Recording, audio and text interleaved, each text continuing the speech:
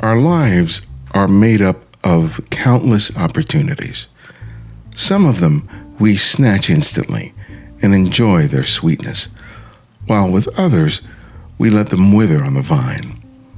But one of the unfathomable truths about taking advantage of an opportunity is that it rarely turns out exactly the way we had imagined.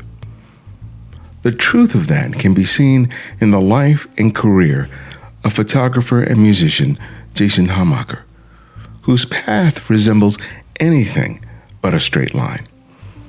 Along with being a photographer and a musician, he's also a physical therapist and a self-appointed social anthropologist. And not surprisingly, each of those roles has played off the other.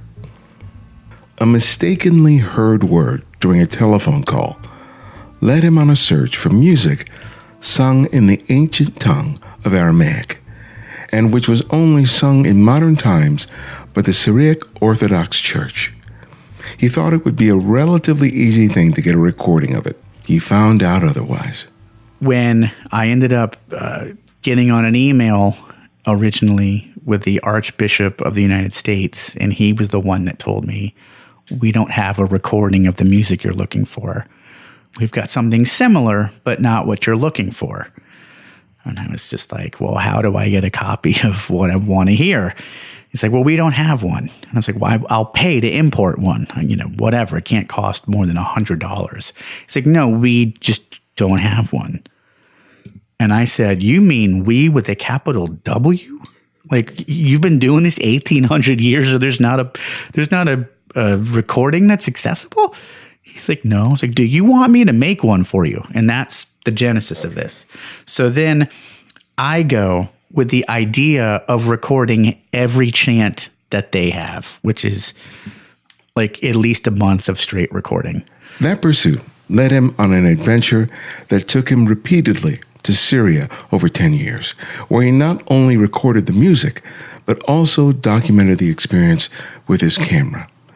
But like this adventure, his photographic career has been shaped by the oddest of circumstances that became invaluable opportunities. My first major job, because this is all within about 4 months of each other. I was one of those photographers that photographs events for one of the glossy DC magazines, DC Style. But then the Washington Wizards dance team, the NBA team, needed a calendar shoot, and they asked Washington Style for everyone's portfolio. I had no headshots, no formal headshots in mind. I had headshots of villagers, and they chose mine. And I was like, what? And so I called Dave and I was like, yo, I just got a job shooting the calendar for the Washington Wizards. He was like, what? I was like, yeah, I know. Can you help me? We'll talk to Jason about how the many hats he's worn have played an integral part in his many successes, and how a shoulder massage of an elderly religious leader opened a door that might otherwise have been closed. This is Ibadi and X, and welcome back to The Candid Frame.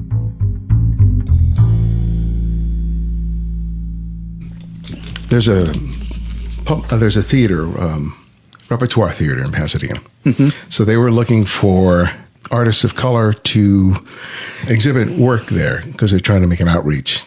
And at first, the guy who invited me to do it thought, I would just take work that I'd already created, right? Street photography, and exhibit it there. But I just didn't think it would be sort of a good fit, but right. I still wanted to do it. Sure. So I came up with this quote-unquote fine art concept, right? Mm-hmm. Did a whole proposal around it, describing what it was going to be. It kind of riffed off a play by August Wilson, Gem of the Ocean, that's going to be exhibited there. Very sort of elaborate. And I thought, this would kind of... And then they went, oh, great, let's do it. And then trying to put all this stuff together, especially, it's just... I know all the mechanics of doing it, but just trying to find people that I can rely on to... Yeah. I only got the people that I need. I got the third and last person that I needed today. And I had to reschedule the shoot from last week because I had nobody. Oh my gosh. Because it's hard when you're not paying people. Right. Because I'm not.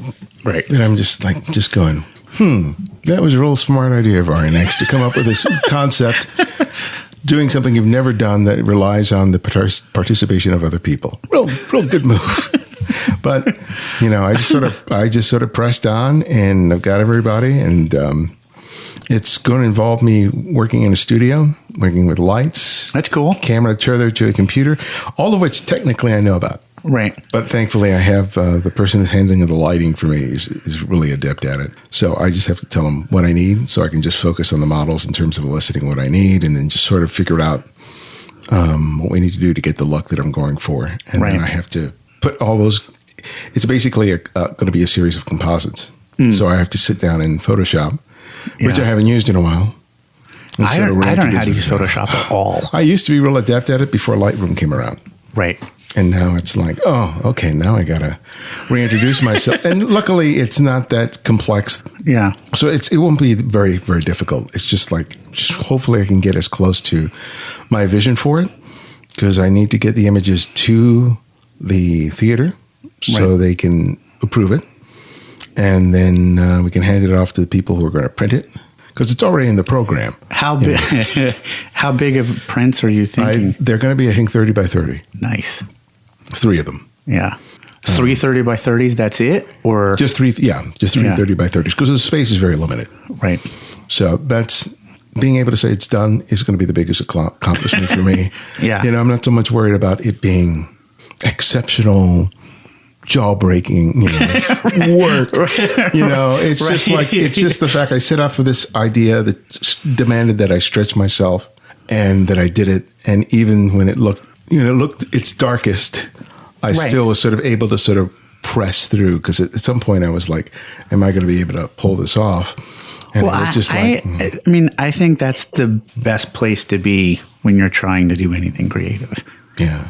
If you're always doing something within your means, or one of the things that I think is fascinating is coming up with the concept on the fly. Like, let's do this. Yeah. And then it works. And you're like, oh, damn. I need volunteers. I need a lighting tech. I felt that way about my first book. It's like I spent all this time coming up with a book proposal, research what it's involved in sending a query letter, get it out. They say yes, sign a book contract, and all of a sudden it's, oh crap, now I got to write it. And I procrastinated for weeks.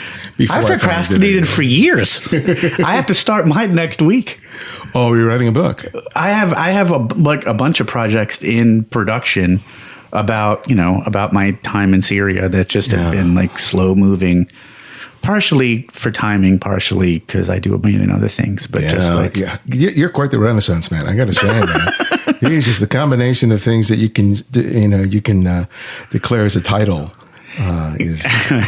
Sometimes it's a little, it's always uncomfortable, to be honest. It's like, what do you do? It's like, great question. Yeah. And then I choose, depending on how I think someone's going to respond, I'll either say, I do all kinds of stuff. Or if that doesn't work, photographer or, producer. Yeah. It's kind of weird because I have to be comfortable with whatever I'm going to, my gut. Anytime someone asks, I'm like, oh, I'm a drummer. I haven't been full-time professional drummer in almost 2 decades, but that's you kind of, at least I relate to myself as what I started at or what I started with creatively. And it's the same thing with my friends too. It's the whole first impression. How did I meet someone? What did they do then? That is what I think of them now. It's just I used to say, "Oh, I do this, this, and this," and it's like, "Oh no, they don't care. They don't want to hear all these different hats that I wear. Just pick one. Right. It doesn't really matter. Probably never going to see this person again." Right. Right. I end up backpedaling all the time. Where I'm like, "Oh, I do this." Oh, really? What do you? Well, here's what's really happening, and then it just turns into something. Yeah. When I was in high school, we traveled across the country. And I was going to Syria High School, which is in Grenada, largely black and Hispanic high school. Now it's co-ed, but back in the day, it was all males. And we traveled across the country. We had a teacher, Anglo guy, but the rest of us were about 8 or 9 black kids.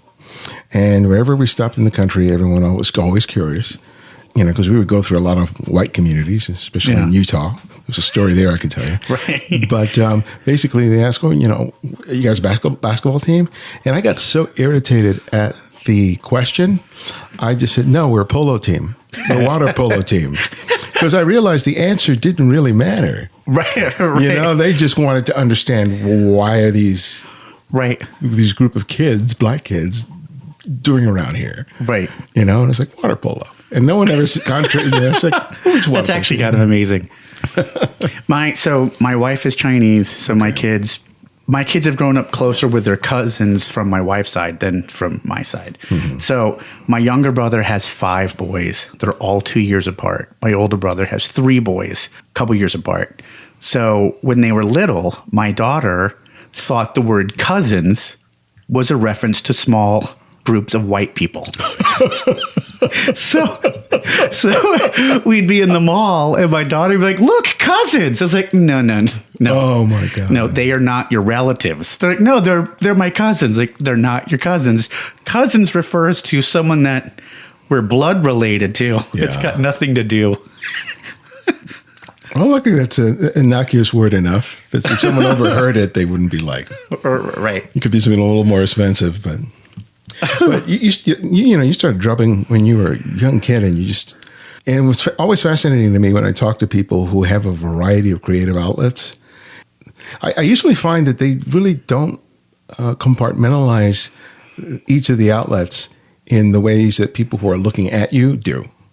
Right? That it's just a different manifestation of the same desire and need to be creative. And I guess that you kind of feel that way as well.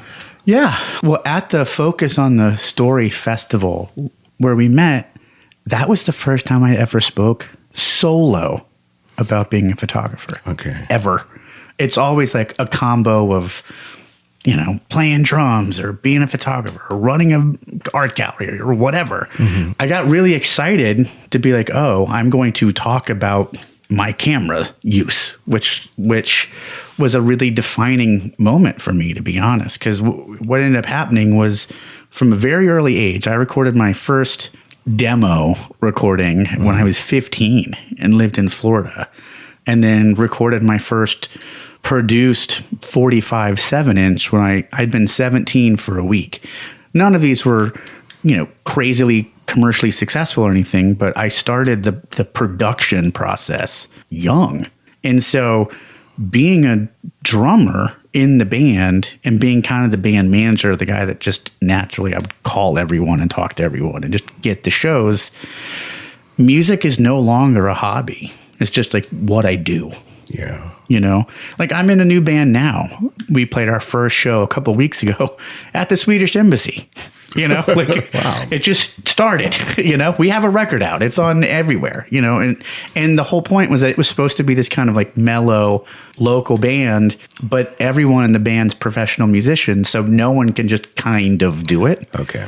Do you know what I'm saying? Yeah, I gotcha. And so what ended up happening was, and part of it just involved some tragedy. The band that I was full-time with back in the late 90s was a band called Frodis, and the other band was called Battery. And I had a girlfriend that I was getting ready to propose to, and she was diagnosed with terminal cancer and ended up dying in 10 months. And then both bands broke up, and I was just like hard reset. And I got it wasn't a regular job. I worked at a front desk at a medical spa in the high-end suburbs of Washington, D.C. Just a friend of mine was like, you need to do something, like come work with me here. I was like, that's terrible. I'm not doing that. But that's where I met my now wife. But we were moving offices, and there was a camera there. There was a Minolta manual camera. I don't remember the model number. All mechanical. There was a light meter, but then that's it. No auto, anything. And they told me to just go donate it. Like, can I have it? And at the time, my roommate was David Holloway, the photographer. Yeah, and so he was like, oh, you got a camera? I was like, extremely embarrassed. I was like, oh, I found it at work. I don't know. But secretly, from doing all the tours as a musician, I was always drawn to photography, and I actually would always try to get David to go on all my crazy adventures. Before I was going to Syria, I'd go to Peru, like to the depths of the jungles, and always try to get David to come with me. And being a Getty photographer, he always had like a real job and couldn't come with me. Yeah. And so what ended up happening was I had this Minolta camera in my room, and I couldn't figure out how to turn it on. Had like some lift and turn and press or whatever. And then someone came over and showed me how to turn it on. And then my grandfather passed away in Florida, and I was going down, and I was just going to spend like a couple of days by myself in the car. And I bashfully asked David, I was like, hey, I figured out how to turn on the camera. Any tips on how to use this thing? And he was like, I've got 2 tips for you. Light meter off the palm of your hand and use Fuji 400. Take some out of my drawer.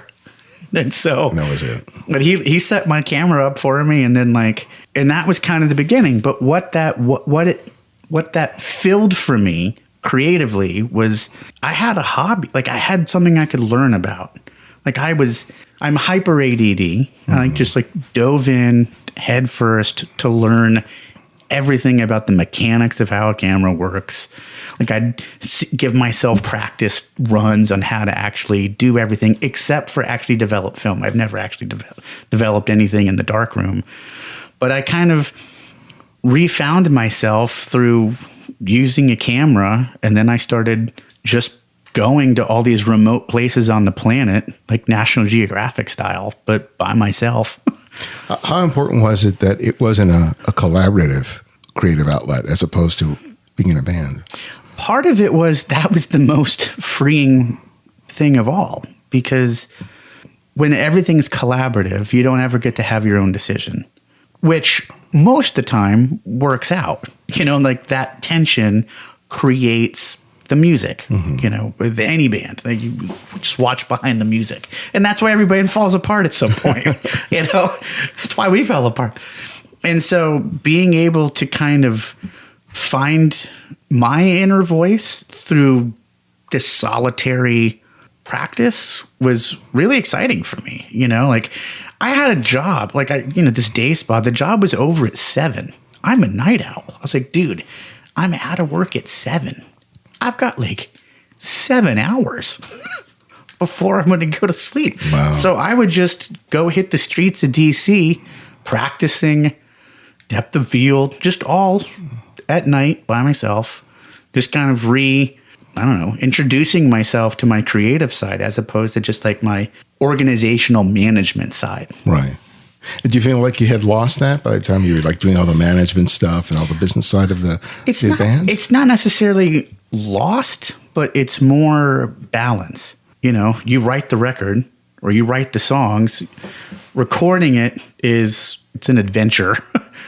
But then that's over, and then it comes time to go on tour. And what photography did for me was I booked myself photo tours. Just going anywhere in the world and taking pictures. That kind of satisfied that adventure that I found by being in a punk band. And then the creative component of it was kind of figuring out the eye. I had a friend that went to the Corcoran School for photography, and what's something that always stuck with me. She asked, I was one of her subjects for an assignment once, and she had to choose a subject and take a photo from 6 different angles to come up with 6 different views of the one. And for whatever reason, that always stuck with me. And so, yeah, I don't know. I fell in love with it. Yeah. In terms of being a musician with drums, there's so much that you have to, I don't want to say learn, but there's a certain degree of intuitiveness in terms of, so you can make it natural, so it can be sort of an extension of who you are. It's not just the mechanics of hitting the snare and the cymbal at the right time, right? So there's a lot of effort that's involved in trying to get into that sort of natural space, and as well as a photographer.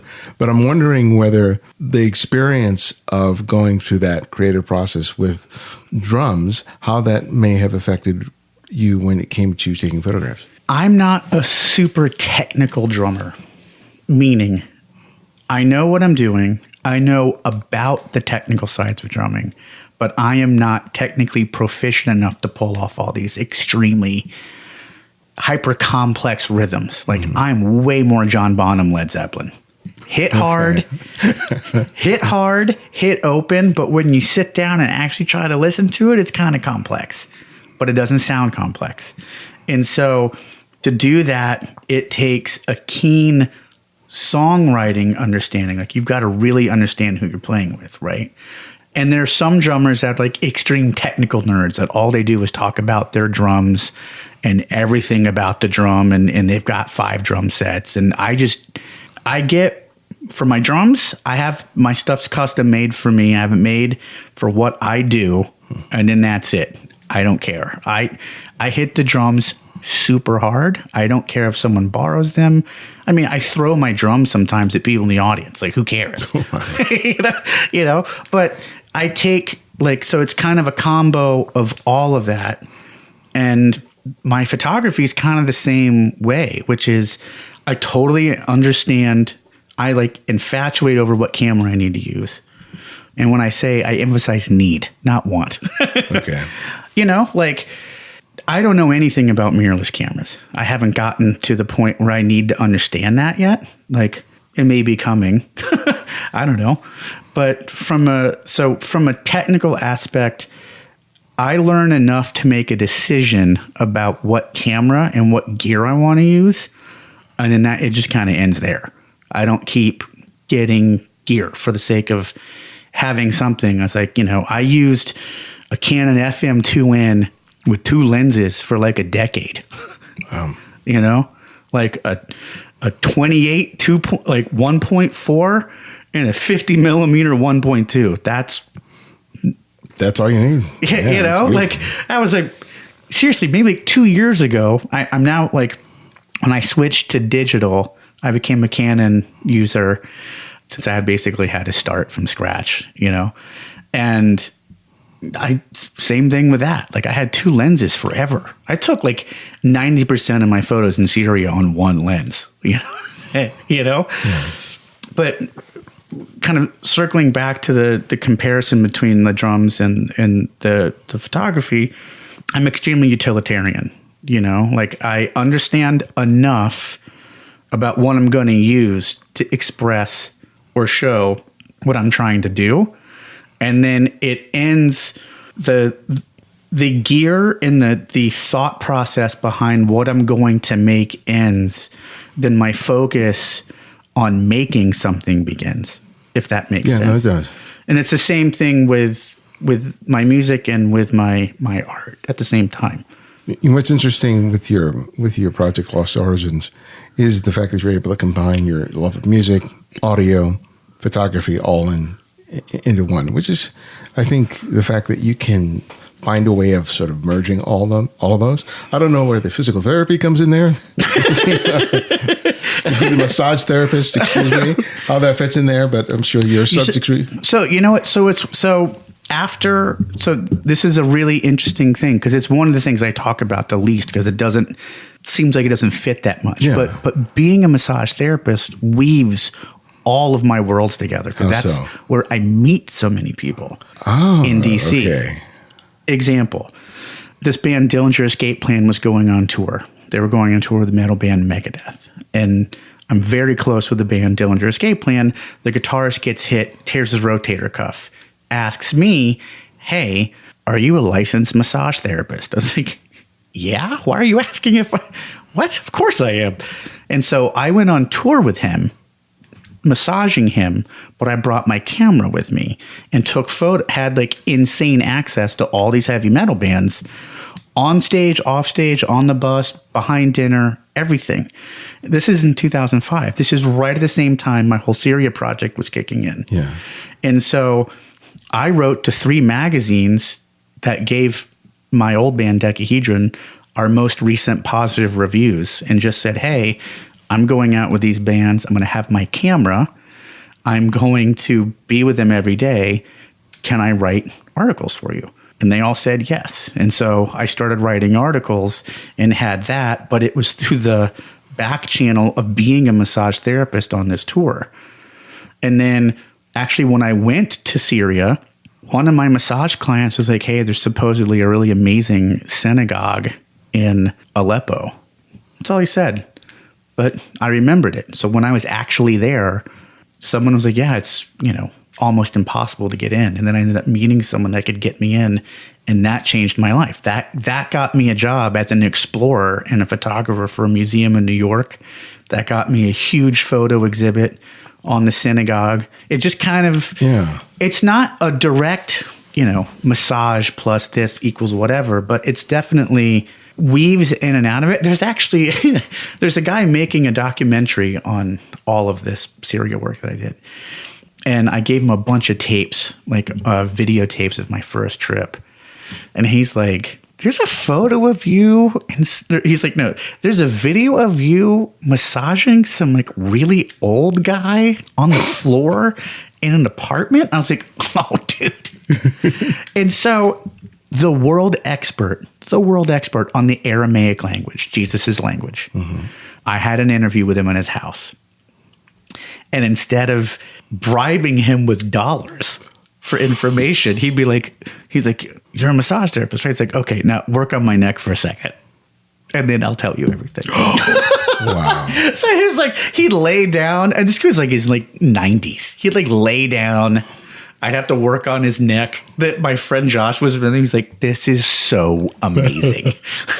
But how'd you get into that to begin with? Massage therapy? Yeah. It comes back to I took that job at the medical day spa, kind of against my will. And there was this Romanian massage therapist that worked in this place. She had worked in the hospitals of Bucharest for 20 years and just had all these amazing stories. And I never even thought of massage therapy, nothing. At this time, I was like 25. But going through the loss of my girlfriend, I was hypersensitive to the healing worlds and the natural healing and all that kind of stuff. And her stories were just fascinating. So my time at the medical spa, I was only there for like a year and a half. It went in and out. And I kept on like going on tours. Like I got hired to go on tour in a band playing drums. And I got hired to sell my friends shirts on tour. And both of these tours were in Europe. And I came home and I was like, man, what am I doing with my life? Like I have no idea what to do. At the time, massage school was not that expensive. It was a couple grand. And then equipment's not that much. I made a calculated decision. Okay, I'll spend X thousands of dollars learning this skill. If I don't like it, I'll pay off everything and then find something I like. And then being a drummer lent directly to being a very skilled massage therapist. Like all the stuff you work on with a record producer, like consistency, like that directly translates, all of that kind of stuff. So the massage therapy has underwritten all of this. Wow. And so, when people ask me, well, how do I become a professional photographer? I'm like, well, you have to define professional, but it would be great if you got a paying job that would give you the leeway to make the decisions to make the photos you really want to make and then see what happens. Yeah, because if you just go in to make a living as a photographer thinking that you're going to get the chance to spend more time doing what you love, doesn't often work that way because you spend so much time just trying to sustain the business and the money. Yeah. I think it's like that with any creative endeavor. It's like that with music, especially. You know what I mean? Like any of these things that were people, I hosted, it was 50 educators from around the country came to DC. I set up a private exhibit of my Syria work at my gallery. And, I purposely didn't caption anything so people could look, digest, be curious, and then have to ask. Yeah. Right. And one woman was just like, I've got some students. What would you tell them about becoming a professional photographer or record producer? I was like, get a job. But it's a series of compromises to figure out how to become financially independent based on your creative output. Very, very, very few people, their creative output is equal to public consumption of creativity. That's right. And so if you're aiming for that and you don't fit that, which very, very few people do, then you have to change and take the photos other people want. I want to talk about the Syrian Project, and I want you to explain to listeners what that is. But I want you to start from the fact that that whole project was inspired by you mishearing something over the telephone. So back in 2005, in this time that we were kind of talking about, you know, the bands had broken up. I was kind of in between music, and I had done a couple of these trips like to the depths of Turkey, and I had started getting some very basic photo jobs. My first major job, because this is all within about 4 months of each other. I was one of those photographers that photographs events for one of the glossy DC magazines, DC Style. But then the Washington Wizards dance team, the NBA team, needed a calendar shoot, and they asked Washington Style for everyone's portfolio. I had no headshots, no formal headshots in mind. I had headshots of villagers, you know, and they chose mine. And I was like, what? And so I called Dave and I said, yo, I just got a job shooting the calendar for the Washington Wizards. He was like, what? I was like, yeah, I know. Can you help me? He's like, no. He's like, I'm gone on a shoot. I was like, do you have lights? I have never used lights, ever. He's like, go get my lights in the basement, get 2 with the umbrellas, just set them up like you can see on the internet, turn 1 to 2/3 and 1 to full, and just adjust your aperture from there. I was like, okay. But so that was in September, right? And this whole thing with the Syria misunderstanding happened just before that. So I started getting my ground as a photographer, a professional photographer. So what happened was the band breaks up, and I want to do a rock orchestra with as many friends as I can find and basically write songs symphonically instead of pop music style, you know, like Beethoven would or something. Yeah. And my friend and I come up with the idea of let's find an ancient vocal tradition of some sort. Anything. It doesn't have to be religious, but just any sort of chant or vocal pattern that we could figure out how to rhythmically write something to.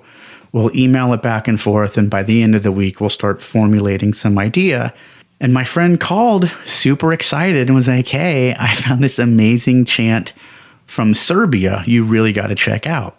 And I 100% misunderstood him and thought he said Syria, which made me think of this book where this guy finds this ancient chant. And so that original misunderstanding was over 15 years ago. No, 14. It was 2005. And that led to me kind of going down the rabbit hole of this extremely rare ancient vocal tradition, one of the earliest forms of Christian chanting on the planet.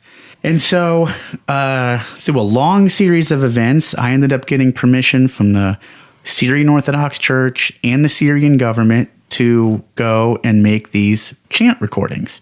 And so I went to Aleppo between 2005 and 10 numerous times with my camera, with recording equipment, sometimes a portable studio, sometimes just the Zoom collection, and photographed the city over years up into the war and recorded all sorts of different ancient religious chant traditions, and then it all ended with the war kicking in.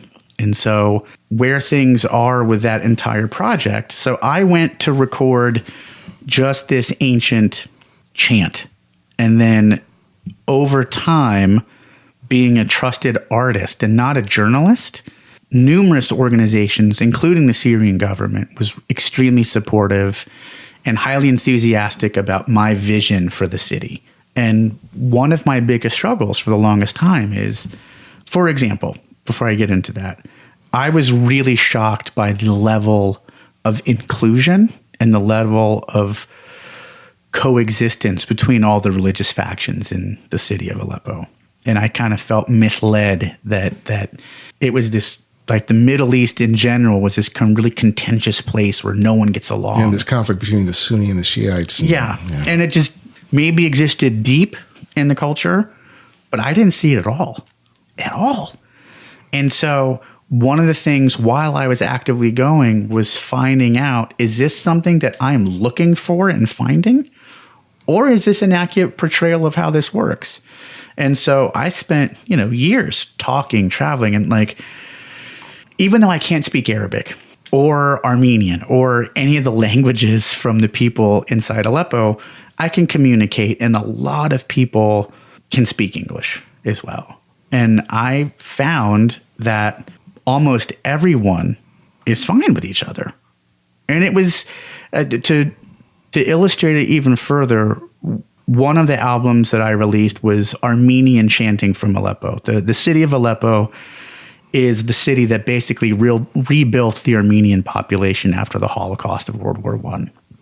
And I didn't know any of this until I started producing the record. And one of the foremost scholars on the community is a priest in New York. And I went and we were talking. I was kind of sharing my experience. And his response was, he was like, I was so angry when I went to Syria the first time. And I was like, okay. They were going to the Great Mosque in Damascus, one of the holiest spots for Islam in the entire Middle East, like ranked up there with Mecca for some. And so he was in his vestments, his official religious gear, and he was going with the Armenian patriarch. And so this priest from New York starts taking off all of his vestments to just go in regular clothes. And the patriarch was just like, what are you doing? He's like, well, I'm, out of respect, I'm taking off my religious clothing. He's like, no. We are official religious guests. We are expected to come in our religious vestments. And he was like, what? And he said that he felt so misled. This guy was in his 60s, so misled.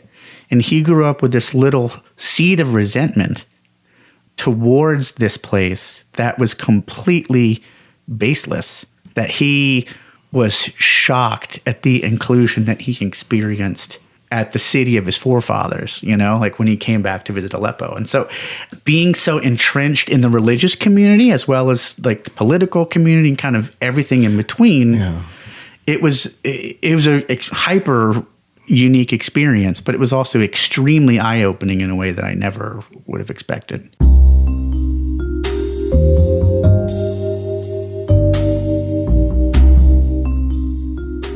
Want to be the voice that introduces the show at the beginning of the episode?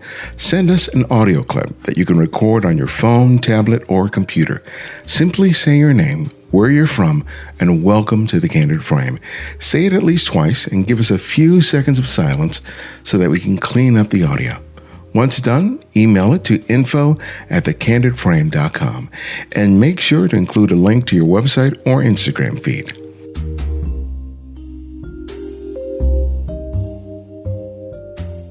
Help The Candid Frame to continue bringing you great conversations with some of the world's best photographers.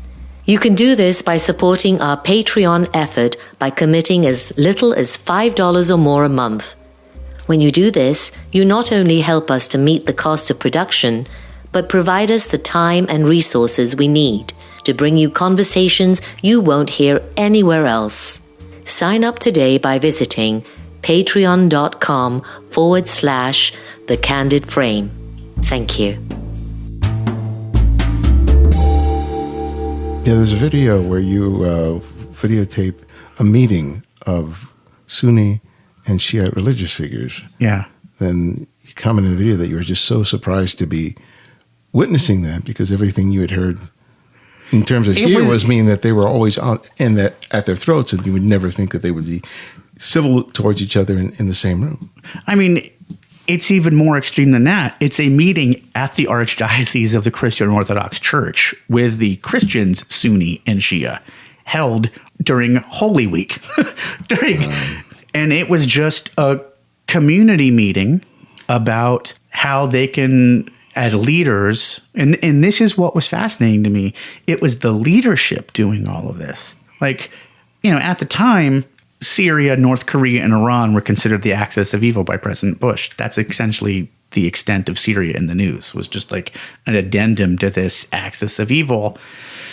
And then the week I was supposed to go originally was when the Danish cartoonist did the cartoon that just incensed the entire region. And a lot of that upheaval started in Syria, and people just went ballistic. And so I wasn't sure if I'd ever be able to go, to be honest. And this meeting was to basically discuss the community's behavior and how people can remain to work together. And it was fascinating. Yeah. Well, tell me about the recordings, because from my understanding, a lot of the music that you recorded not only was ancient, but also had either gone unrecorded or had never been made permanent on paper. Tell us a little more about the music and sort of the history behind it in terms of... Sure. So the music that I went to go, the original project was, I want to go to Syria and make these recordings of the world's oldest Christian chanting. It takes place in one church on the planet in the neighborhood of High Syrian, which means New Syria, in Aleppo. And this hyper-specific community, they themselves were refugees from the slaughters of World War I through what's now southeastern Turkey. And they were allowed to flee. They allegedly bribed a governor. The city is called Urfa. They bribed the governor with a stack of gold, and they were allowed to come, and they settled behind the train station in Aleppo. And so when I ended up getting on an email originally with the Archbishop of the United States, and he was the one that told me, we don't have a recording of the music you're looking for. We've got something similar, but not what you're looking for. And I was just like, well, how do I get a copy of what I want to hear? He's like, well, we don't have one. And I was like, well, I'll pay to import one. Whatever. It can't cost more than $100. He's like, no, we just don't have one. And I said, you mean we with a capital W? Like, you've been doing this 1,800 years, so there's not a recording that's accessible? He's like, no. I was like, do you want me to make one for you? And that's the genesis of this. So then I go with the idea of recording every chant that they have, which is like at least a month of straight recording.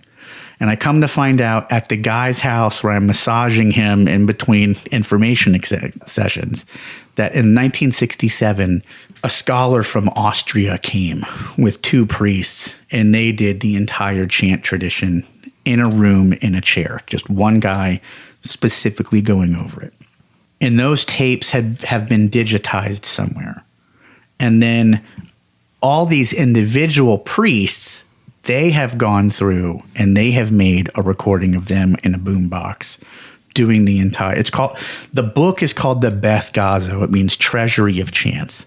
But there is no performance recording or accessible recording of any of this stuff.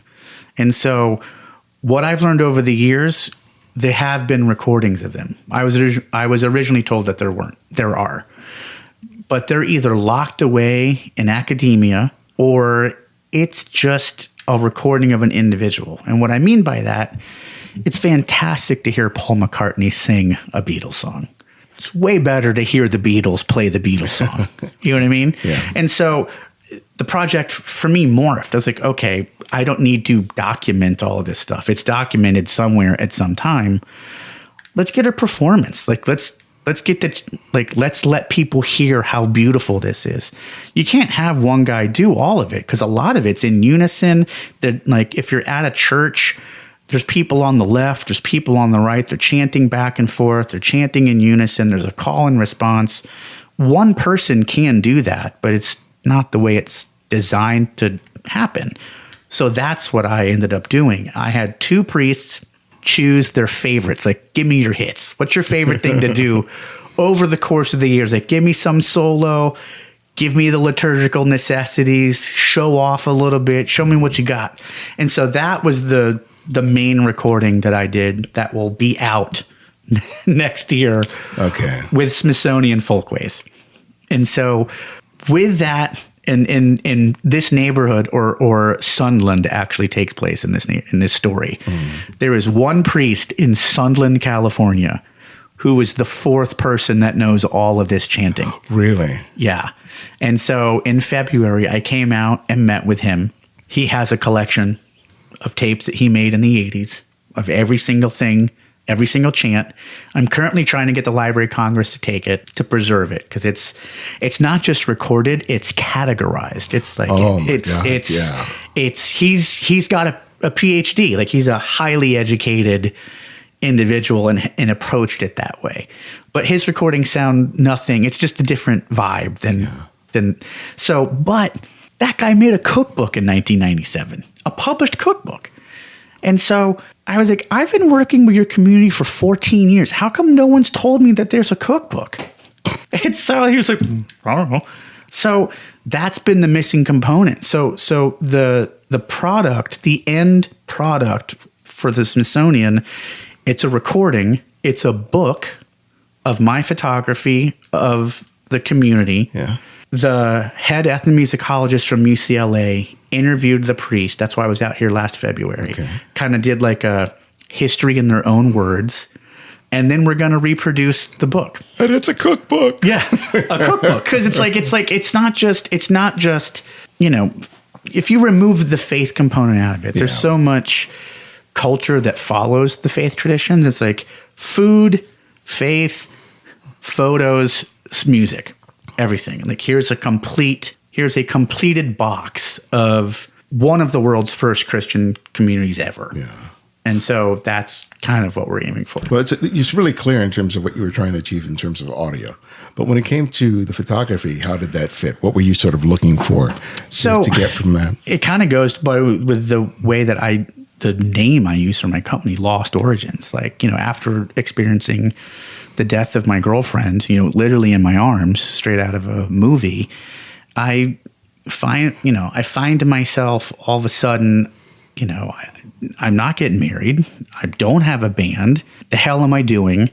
And I find myself with a camera kind of understanding myself through photography. And I'm not tied to anything. Like being in a band takes so much time. All of a sudden I have time. So I find myself alone around the world in these ancient communities.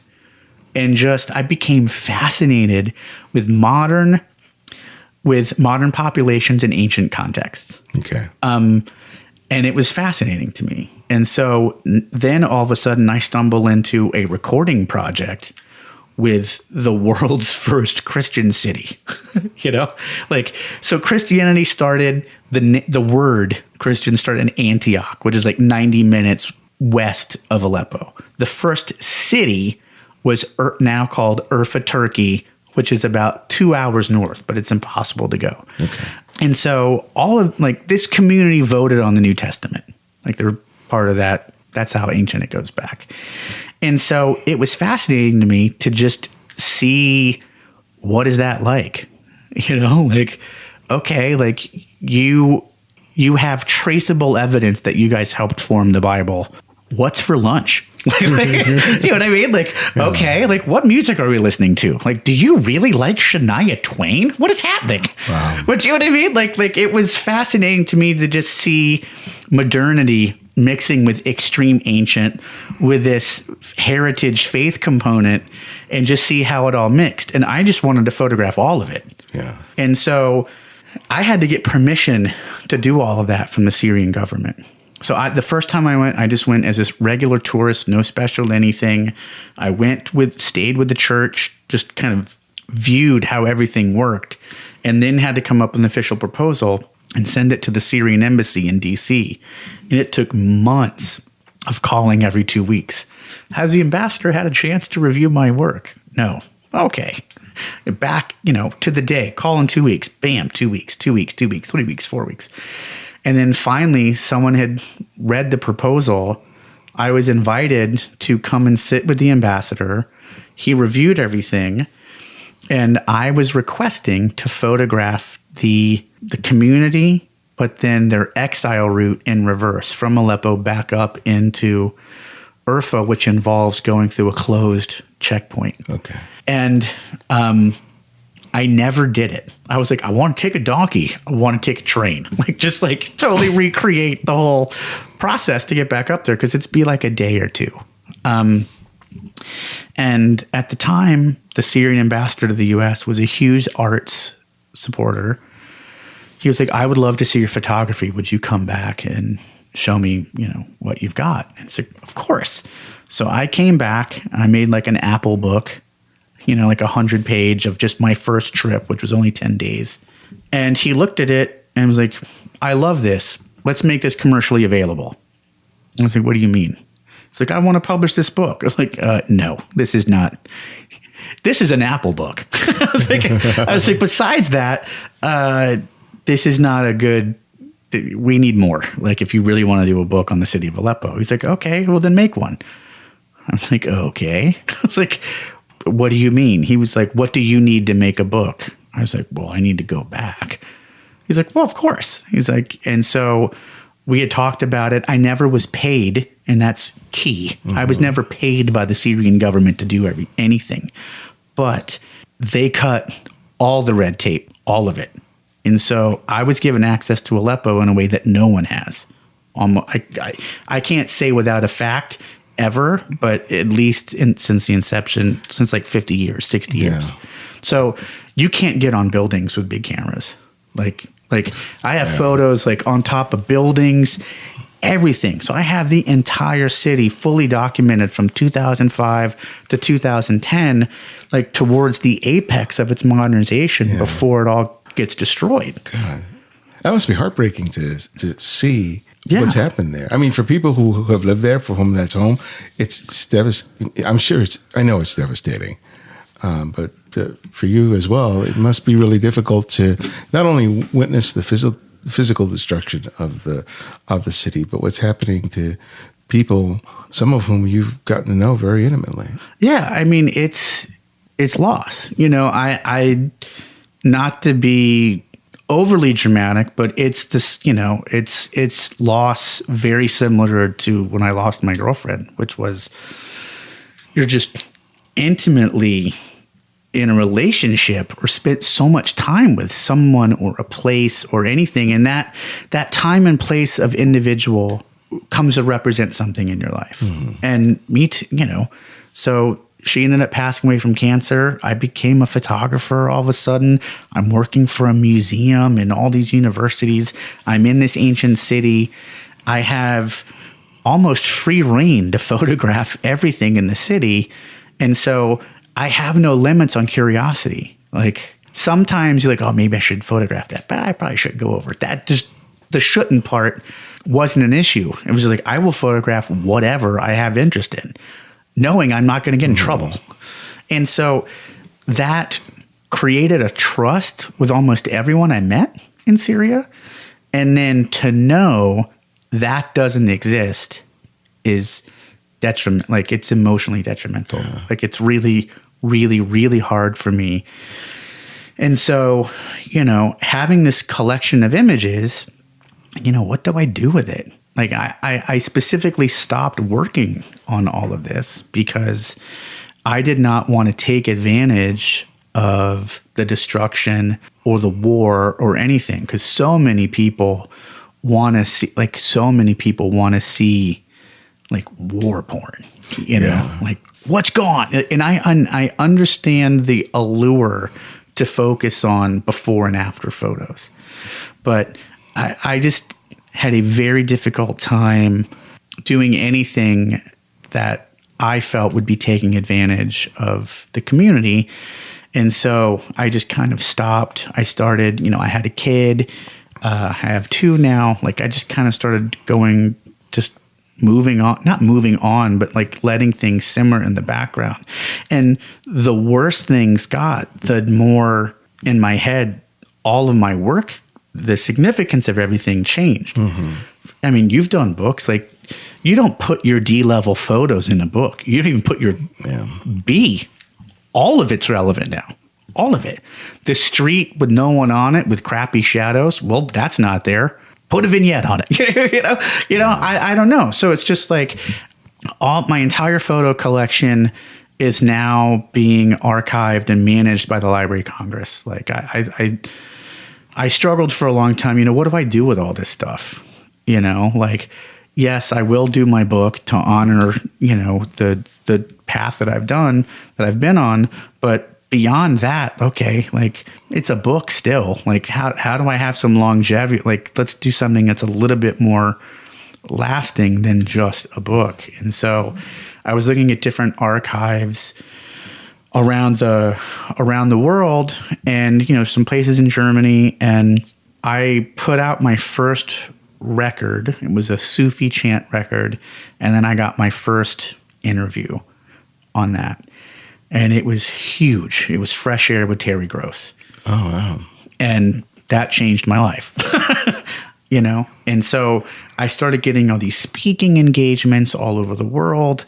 And, I spoke at the United Nations in Geneva, and I brought a record player and showed photos. And I started doing all these things. And I started to feel comfortable because I was very uncomfortable with anything that I had done, because it started off as an accident. It started off as just a audio project, and it's just morphed into all these different facets. And I'm never uncomfortable to not do something.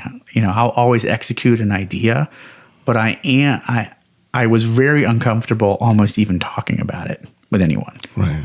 And then once I did that first interview about it, I wasn't sure if anyone would care, to be honest. Yeah.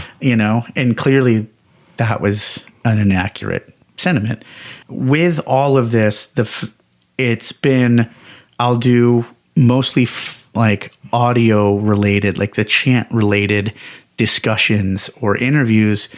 And I which was the component that I had put on the back burner for so long. I was focusing so much on the photo component. And so now, the last several years, I've done I've started to exhibit more, doing photos, and then I tried to give my collection I tried to donate my collection to the Library of Congress a couple of times, and then they asked me to come and speak. So I spoke in the Middle East reading room, and this woman came up to me. She's like, "Have you thought about what you're doing with your photo collection?" It's like, every day. Like, no one wants it. She was like, "What do you mean?" I was like, "I cannot give away my collection of photographs from Aleppo, Syria before it was destroyed. No one's interested." She's like, "Have you thought about letting us manage that for you?" I was like, "I have asked you 3 times. She's like, "Who did you talk to?" And I was like, "I don't know." She's like, "Come with me." She marched me over like through the winding hallways and sat me down in front of the head of acquisitions for the library. Right. She was like, "Mr. Hamacher has just spoken. He has, just kind of do a review." Yeah. And then even he was like, "Well, we don't normally take this type of material." I was like, "Look, it doesn't matter if you want to take it or not." It's like, you were the head of acquisitions for the Library of Congress. Do you have a friend anywhere in the world that would have interest? And so, he may even been on his lunch break or something, but then he actually looked into it a little bit further and changed his mind. And so they made an exception, actually, because it's inside the Library of Congress. It's in the Center for American Folklore, which is where Alan Lomax's stuff is, like the famed ethnomusicologist. Yeah, very good company. Yeah, and HL, we're really close to each other. So I was like, oh my Lord! But so it was fascinating, and so he came back. We met several times. There's a new librarian at the library. I think it was the first African American woman librarian in the history. And I think my collection was the first one she signed in. Oh, really? Okay. I was just like, yeah. I was like, "Can we have an award ceremony?" They were like, "We don't do that." I was like, "Can we have one?" Can I get a picture? Yeah, exactly. And so now coming back to the technical side, none of this stuff's available online yet because I was an Aperture photo user. Mm-hmm. Oh, jeez. Right? Yeah. And so my entire collection, and this is before, again, if I was formally educated, I probably wouldn't have done this. But, you can choose your file. You can either reference the file or import the file. Mm-hmm. All of my photos are housed inside Aperture. And so I had to export everything. The metadata on export out of Aperture, it's not that great. And then only 2 years ago, I started to use Lightroom. And so my entire collection had to be exported, duplicated. I gave it to them. And now, this is what I'm doing actually next week when I go home. I have to organize 15,000 photographs. I'm the only person that can do it. Oh, my God. And so I have to teach myself in Aperture. Like, I don't even know how to, I'm confident I will be able to do this, but I just need to dedicate the time. Yeah, just take it slow. To master it. And so the good news is that book that I have, it's been on the shelf forever, Focus on the Story. Joe and I have talked about having him publish it. And then before that, I was like, well, we should ask the Library of Congress if they want to do it as well, because they have the collection. It would be strange if we just do it without them. Yeah. And so we've had numerous meetings, and now the library is heavily interested in publishing the book. And I was just like, whoa. Wow. That's awesome. Quite a journey. But one of the things that's so fascinating to me is so the Center for American Folklife, they can't publish the book, but they can agree to want to publish it, right? So the Library of Congress has a publishing department, which is independent from everywhere else. All the independent reading rooms and collections can then request to publish something. And so my department agreed we should publish the book. And then we went and met with the publishers, and they agreed they would like to. They are very interested in publishing the book. And now it's a matter of figuring out what's the narrative of the book, because the narrative has changed over 12 years. The stories, the photos are the same. The importance is the same, but contextualizing it to a public that now knows what Syria is. Because before, very few people even knew what I was talking about. And so one of the things that was fascinating was when we were discussing the actual publication component, is I was like, wouldn't it be amazing to find the pockets of where all of the refugee communities are in the United States and do a book tour based on where all the refugees are? And they were like, oh, we could do that in a heartbeat. And I was like, that is what I'm talking about. So partnering with the library, then they can also start working with public library. I mean, it was just like the networking component that I had never thought about, because it's like, okay, we do the book, and then what happens? People got to know about it. Like, it's like the work never ends. Yeah, there's always one other thing to do. Yeah. And to have a partner that could help find those places or find those opportunities to go and kind of help people. Like, because the book and all of these things are multifold. It's like, okay, if you're mildly interested in culture, these are artifacts for you to explore. Yeah. If you have fled your country, this is what you can show your children where you were. And that's the way I photographed. Yeah. Like, it wasn't just the big ones, like the monuments. It was just... No, that's really important. And then, all sorts of things. Well, my last question that I ask each guest is I ask them to recommend another photographer for our listeners to discover and explore, and it can be anyone, someone you've long admired or someone you've recently discovered. So who would that one photographer be and why? Interesting. I'm going to say my photo partner, which is something we didn't talk about. Okay. I semi-retired from doing active photography work, meaning with this huge archive and building and now running an art gallery in DC, my time to actually go out and work has greatly reduced. And a friend of mine that lives in the neighborhood, he's an architectural and kind of fine art photographer. He was doing a cover shoot for one of the DC magazines and asked me to be his lighting tech. He originally asked me to be his assistant. He's like, you want to assist me on this? I was like, what are you talking about? It's like, what do you mean? It's like, I'm not carrying your bag. He's like, I need to use lights. And I love lighting. I love the shoots. Like, I love all of it. And so I was like, I will come help with lighting if you get this, set up. Mm-hmm. And so I had never photographed with another person before, ever. I've never worked with a partner. Yeah. I've never done it with I've never even gone out with another photographer and taken photos with two people at the same time. It's always been the solo self-cleansing, you know? And so his name's Chris Mills.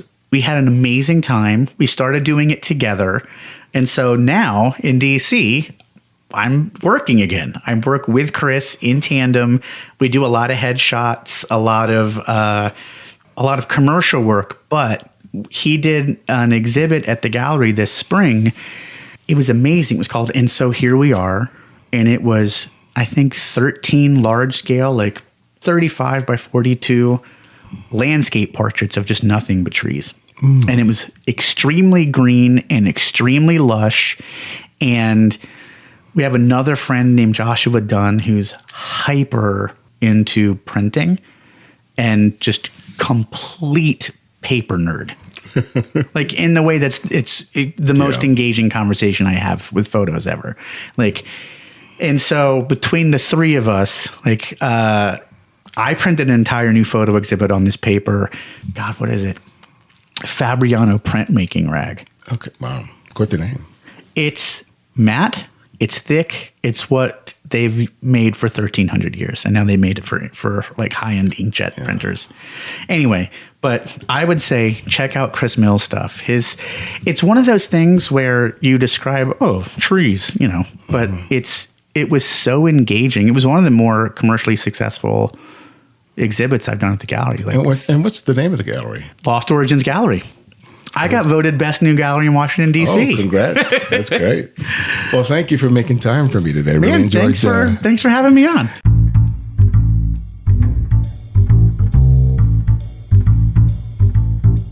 Thanks to Jason for sharing his time and story with us. You can find out more about him and his work by visiting lostorigins.com. And thanks to all of you who helped The Candid Frame earn a nomination in the 14th Annual Podcast Awards, The People's Choice. We earned one of 10 spots in the arts category, and we are in some very good company. Winners will be announced in late September, and I can't thank you enough for helping to make that happen. To hear and see me talk about my personal photographic process, visit the TCF YouTube channel, where I offer comments on photography submitted to TCF listeners who contribute to the Candid Frame Flickr pool. Check out the TCF Flickr pool and our YouTube channel by clicking on the link in the show notes and the website. My latest book, Making Photographs, Developing a Personal Visual Workflow, is now available. Purchase it today and receive 40% off the list price when you order it from the Rocky Nook website. Use the promo code Pirello40 at checkout to take advantage of the discount. And receive 3 free copies of my previously published ebooks by signing up for the Candid Frame mailing list, where I share thoughts about life, photography, and keep you updated on TCF events. If you enjoy the show, help spread the word by writing a review wherever you find and listen to podcasts. And if you write a review on a blog post, let me know and send me a link, because I would really love to thank you on air. You can also support the show by making a monthly contribution through Patreon, or you can make a one-time contribution via PayPal. You'll find the links for both in the show notes and the website. And if you want to easily access every episode of The Candid Frame, download the Candid Frame app. It's available for both Apple iOS and Android, and it's free. And if you scroll down on the app, you'll find a free excerpt of my book that you can download. We also have an Alexa app, so if you have one of those smart devices, download the skill and listen to the show that way. The Candid Frame's audio engineer is Martin Taylor. You can find at theothermartintaylor.com. The show's senior producer is Cynthia Parker, and our music is from Kevin MacLeod, whose royalty-free music can be found at Incompetech.com. And this is Ibadianex, and this is The Candid Frame.